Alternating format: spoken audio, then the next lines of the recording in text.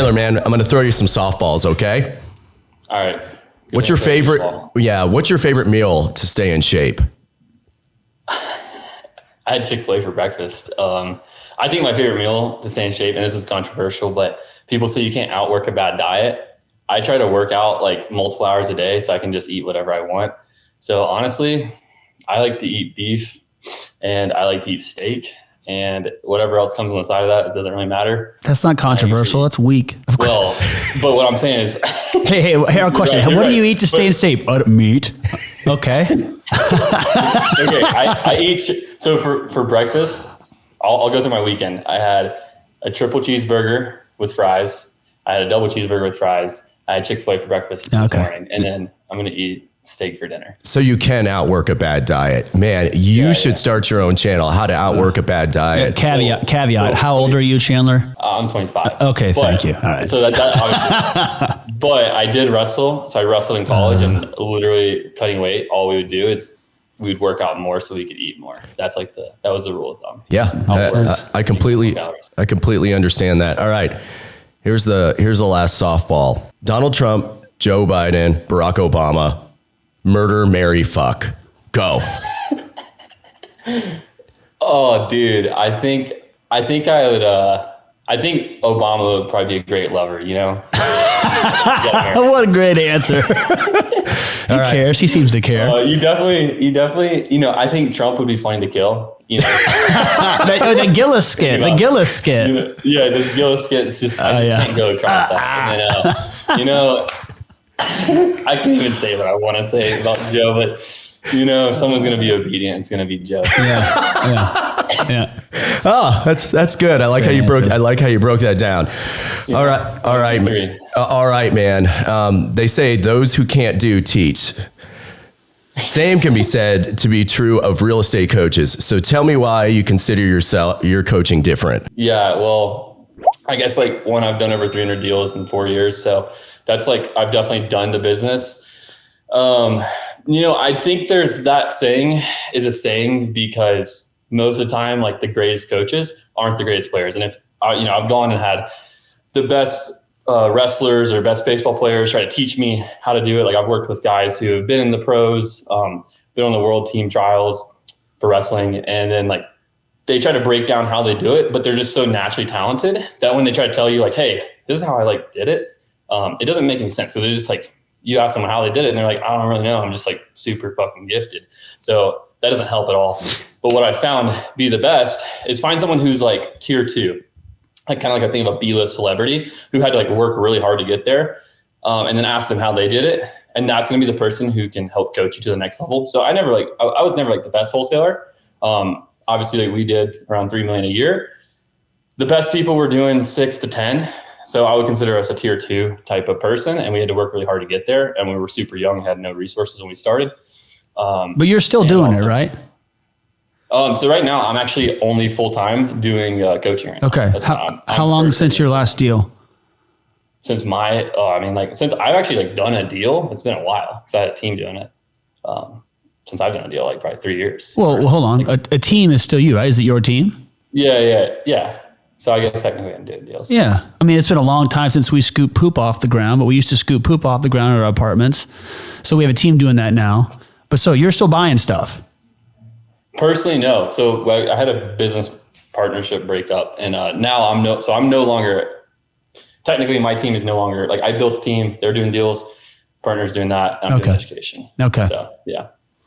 Are you dabbling in? Are you affiliated at all with the real estate purchases at all? No. Okay. All right. Buying business anymore. Just helping our community do it. So over the last 2 years, we've helped 23 companies scale to 100K per month, and then I've scaled 2 companies past that. Nice. Cool. Yeah, no, that's it's interesting your comment about the tier 2 level. I never thought about that, but you always see those guys, you know, those athletes. I think we were talking about it today with the national championship coming up. Like you want to see these collegiate level athletes get to the NBA, and you know they're not going to be the best there, but you've seen like the grit and work that they've put in, that it probably far outweighs, you know, some of these super hyper talented individuals or ones that are naturally genetically gifted. All right. Wholesalers often have a bad name for themselves. not executing on deals, tying up projects without an end buyer. What's how do you teach your students differently, and how did you conduct yourself when you were running your wholesale business? Yeah, I mean, I think transparency is like clear, and this is where a lot of people really screw up. It's like, if you're not certain about something, I think you need to pass that expectation along to the person who you're working with, right? It's like, hey, I'm tying this up because I believe this is the narrative I'm told. So maybe there's information missing. Maybe it's like, I don't know, for single family, it's, maybe it's HOA information, like, can it be rented? What's the condition of the property? No one's seen it.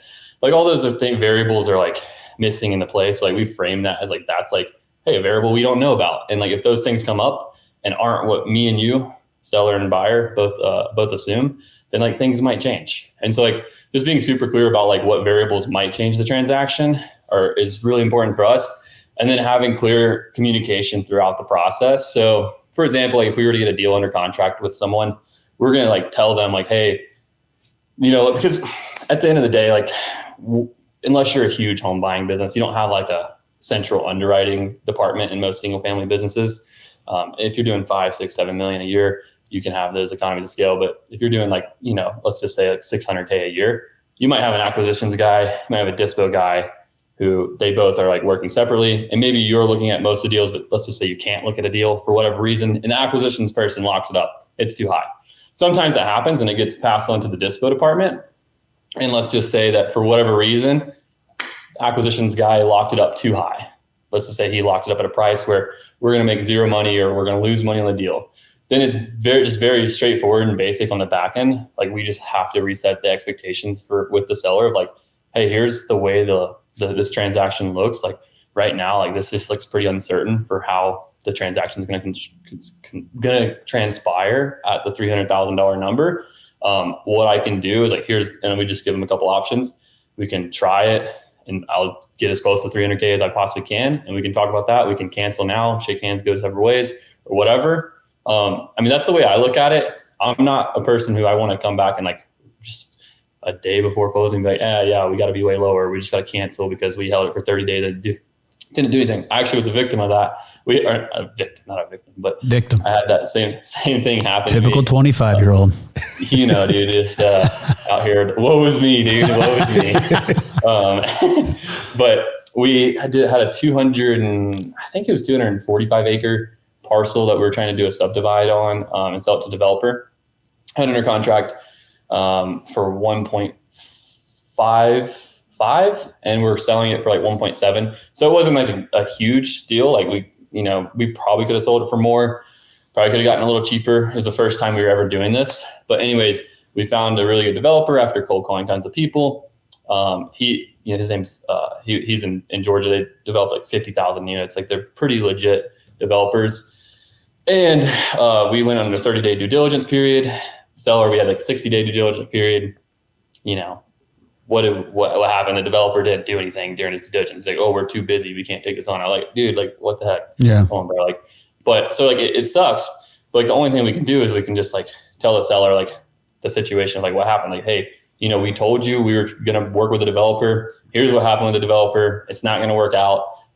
Basically, next steps are we can either try to find another developer to work with on this deal, or if you just don't want to wait any longer and you want to go find someone else who can do this for you, then by all means do it. And then yeah, but that communication you provided the seller is huge. I mean, so like, it really bothers me that wholesalers get such a bad rep. I can tell you the part of that problem, the reason that happens is because there is no barrier of entry. There's no, anybody can just show up. So you're going to get yahoos doing dumb things, but also if you can get past that, it's the same as an agent. I've never understood why anybody cares. Like, you're offering a service. Whoever you bought this land from, are they calling Georgia developers to do it? No, they have no idea to do that. So you're offering them a service.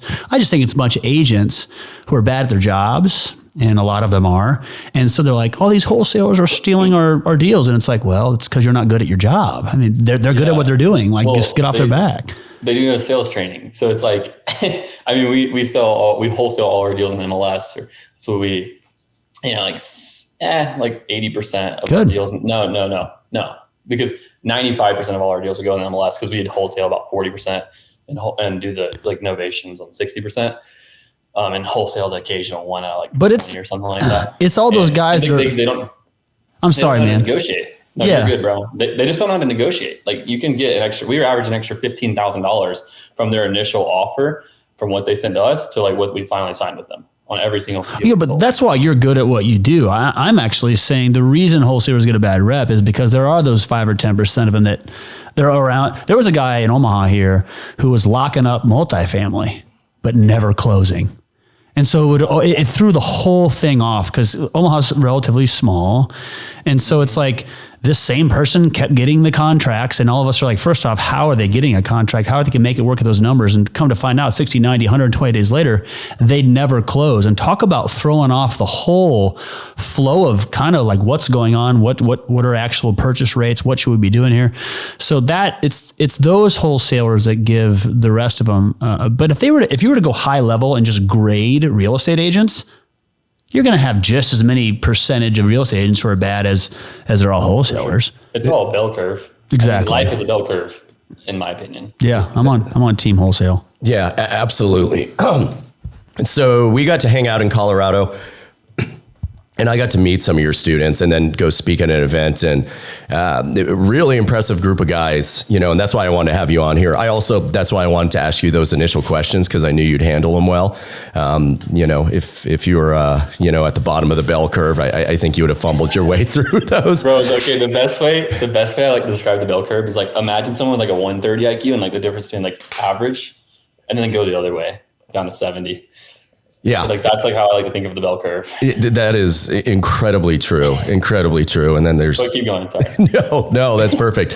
And we had talked a lot about mindset, and you and I had sat there about just kind of what you do as a coach. But I am just curious, like in your coaching process, because these guys that I met, I mean, one of them was, wholesaling millions of dollars of land a year, and he had just started doing this. Another kid, he was 20 years old. I think he made 600 net last year, and is gonna break 7 figures this year on his wholesaling. These are all your students. And I was just sitting there like, kind of the dumb old guy trying to give some wisdom when I was actually trying to gain some wisdom from everybody there. But tell me a little bit just about your process and kind of the mindset in which you create within your program. Yeah. So I guess when you ask that question, like, what way do you want me to answer? Do you want me to answer it from like a 1, 2, 3, like here's how we consult and like the ideas we give people, or like what are you kind of looking for in that answer? That's a good question. What do you think the core foundation is that you're trying to instill in the individuals? Yeah, that's a good question. Okay. So basically everything I do is built around the theory of constraints. So I believe that there's one thing that's holding you back from growth at any point in time to reach your goals, right? So that's like the core pillar. It's like solve the biggest, if Abraham Lincoln said if he's had 8 hours to chop down a tree, he'd spend 7 hours sharpening his knife. Or his axe. Sorry, I always say knife. I always knife. That's a long tree chop right there. It's like this, like the whole way down. But so I take the same thing. It's like the way that we consult and the way that we teach people is like we're going to spend our time, most of our call, talking about the problem and finding out the right problem. And the solution's easy because we have a whole book on like an exact, like we call it the guide to growth. It's like every problem that's possible and then every solution to that problem. And so like it's not everyone that's possible, but it's like the 80-20. And so we just go through that. It's like, all right, here's like a document, just copy and paste that for the solution. So we want to spend all our time on the problem, and then people just copy the solution and do it for their business, and it works because we've done it so many times. So that's one side of it. The other side of it is on the goal setting side. So I think that there's 4 key parts to basically achieving any goal you want. I used to think there was 3, but I added the 4th one because I think it's the most important piece actually. So it's 1, knowing what the goal is. So getting super clear on what you want to achieve. 2 is like knowing relative to that goal, where are you? So like having a clear destination. So like that's why we use KPIs. So if your revenue wants to be $1 million and you're currently at 100,000, then like obviously there's some things we need to do. And that's where phase 3 is what I call bridging the gap, which is just creating a plan on like how to get there. So like a 1, 2, 3 on like how to go from, let's just say it's 30K a month to $100,000 a month. And we'll define that very simply in 3 steps. And the 4th part is just implement those things perfectly and do that. And so that's like go ahead. Who are some of the coaches or books or people, mentors that you've looked at to kind of formulate your approach?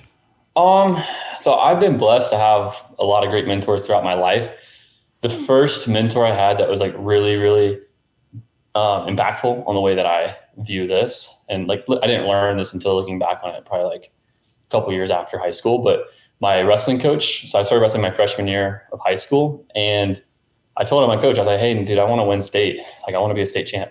And he was like, okay, cool. Well, that's pretty tough to win state as a freshman when you're starting, literally when everyone else has been wrestling who wins state for 10 years.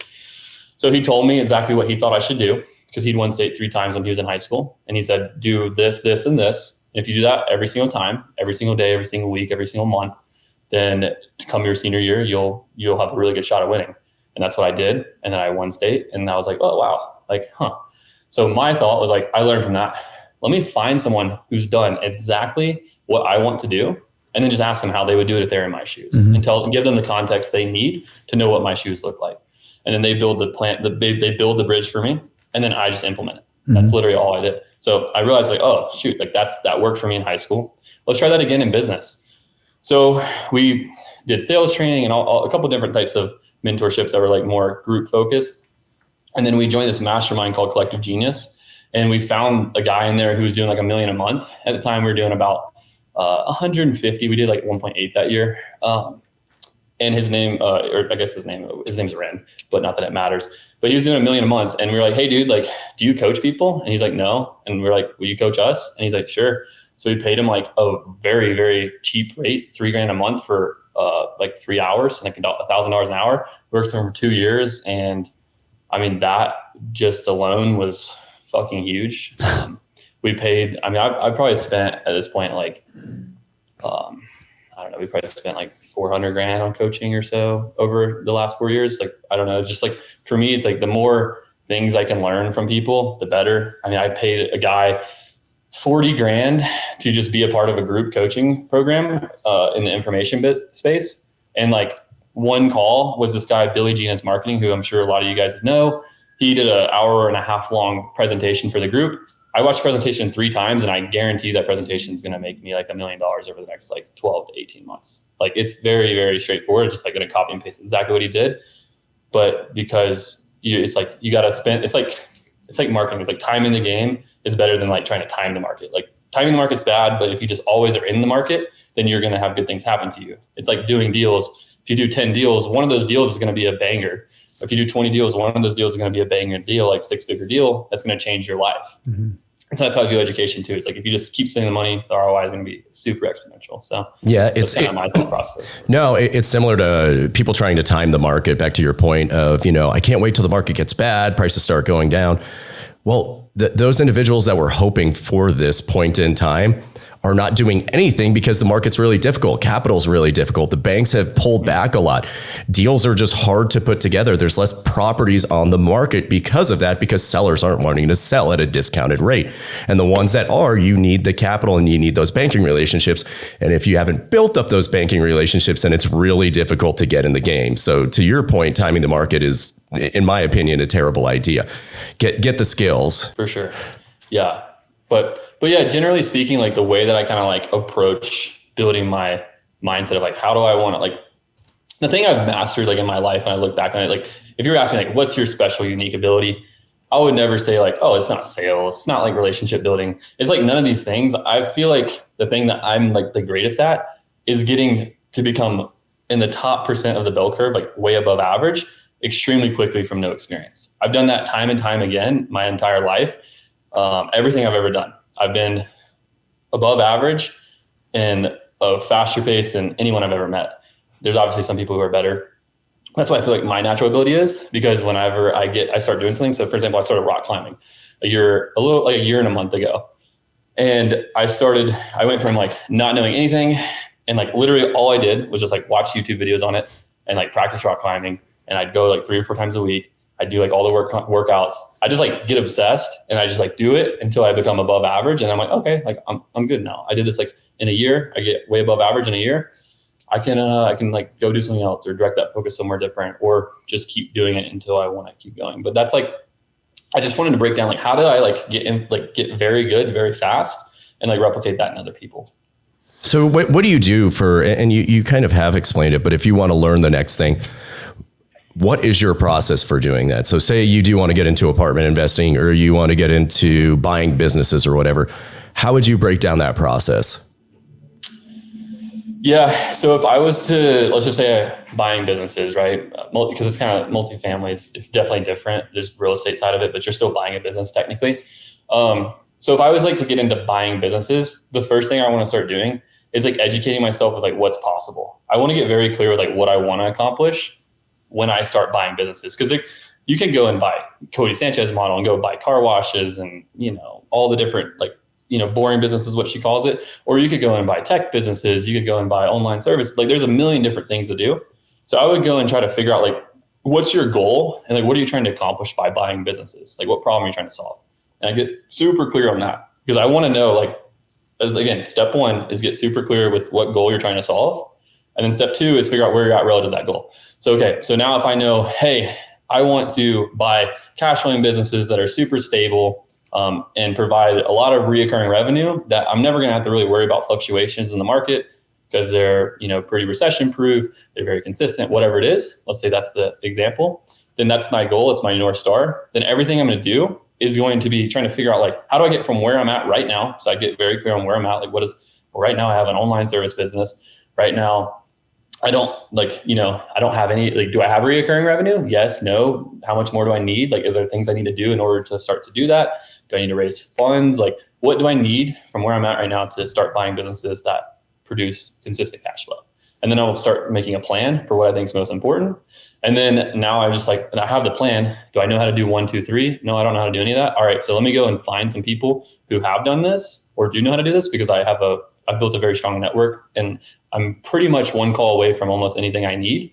I'm sure there's things like I can't get to the president in one call, but I don't need to talk to the president right now. And we all know for a good snuggle. We all know how bad you want to get a hold of Barack Obama. Dude, Joe Biden, come on, bro.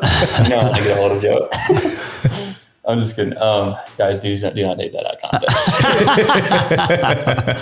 context. You're fine. You're a good company. Anyways, the whole point being is like, just, it's like, here's my plan. I know this is like the playbook I need to do. I'd run it by a few people who've done it. Like, hey, do you think this is right? How would you do this if you were me? If I was really serious about doing it, and I was going to do it, I'd probably just like be like, hey, dude, can I like give you a share of my first deal, or can I pay you to consult me to get there or whatever? I'd do something like that, like a JV model, just like get in the game so I don't make all the mistakes that you would make otherwise. Once I did that and like did a deal or two with someone who I trust, and like learned and shortcutted a lot of the mistakes, then I would just keep doing it and create a system around it and figure out how I can do more of it. That's pretty much how I go about it.